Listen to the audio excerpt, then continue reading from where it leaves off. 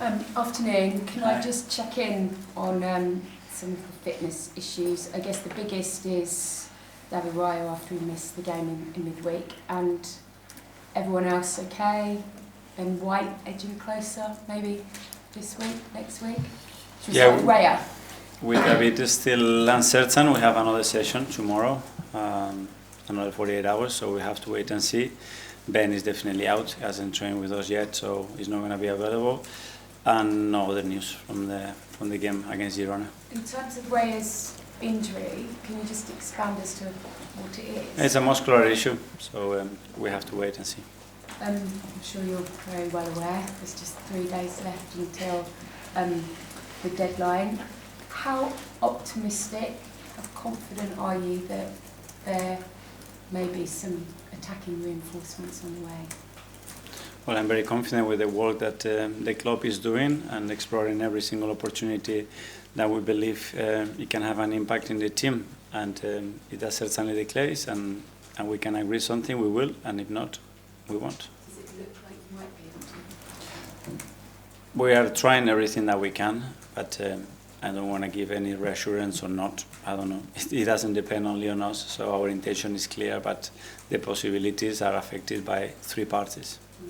Okay, the drama of the City game a few months ago, it was an amazing game, and kind of the fallout took up almost as much as the game itself afterwards. I wonder if you have the sense that all the stuff that happened towards the end, whether your players have kind of got a bit of a point to prove, there's a bit of niggle, there's a bit of unfinished business there as you head into Sunday, and whether or not you can really use that.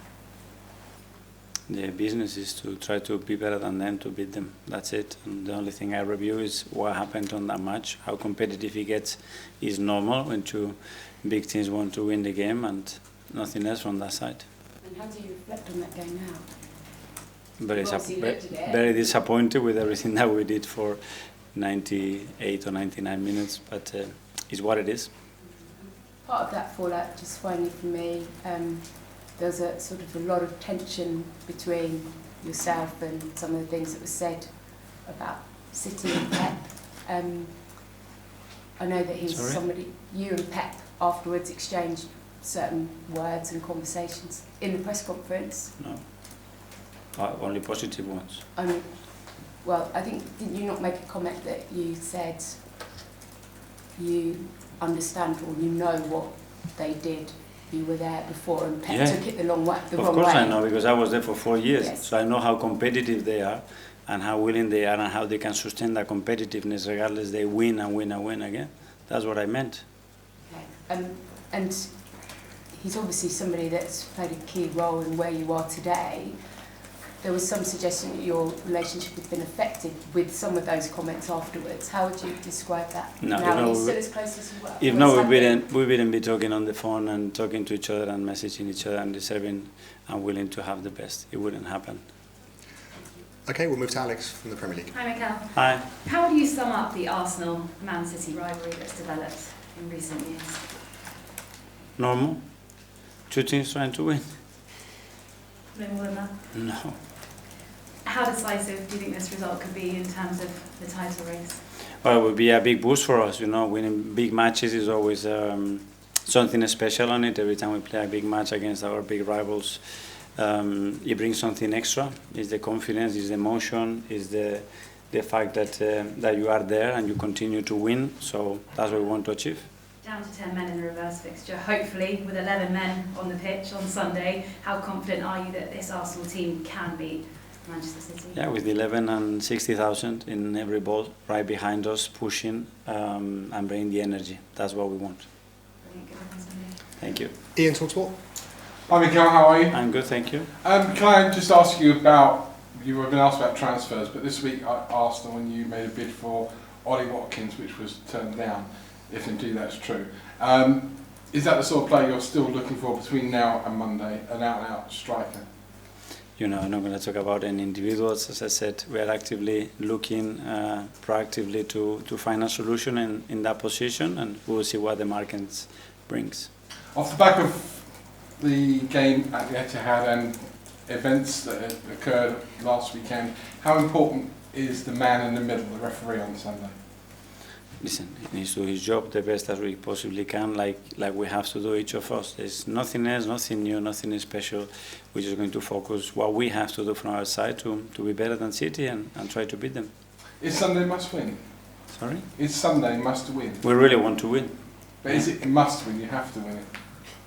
I mean, every game we have to. We have to. On paper, you have to. Is that will? And last one from me. The beginning of the season, if we'd all been sat here, we'd have thought if Arsenal finish above Manchester City after the last 2 years, they'll be champions. Are you surprised this season how, I'll use the word inconsistent, Pep and Manchester City have been? I don't know, but that's the beauty of football. That is not that simple, and it's much more complicated than what you think in June or July or August. Alex from BBC.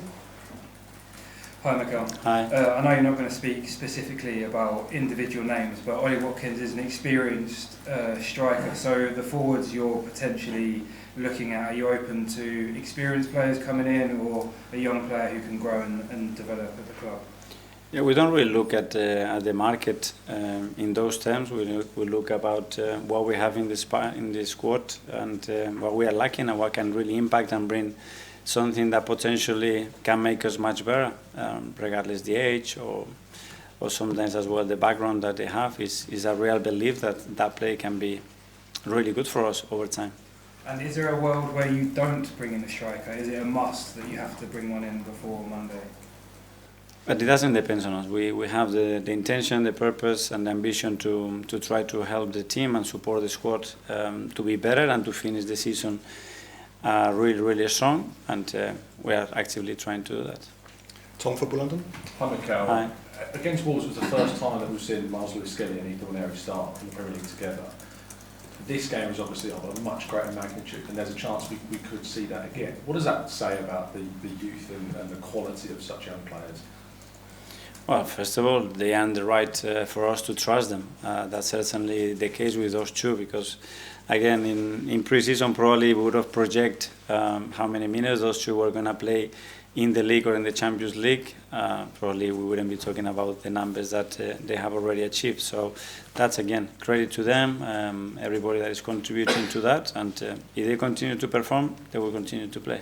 And the Premier League has thrown up where its fixture list and the timing of this game, with it being the day before deadline day. Is there any way that the result of this game could affect how the transfer window ends for Arsenal?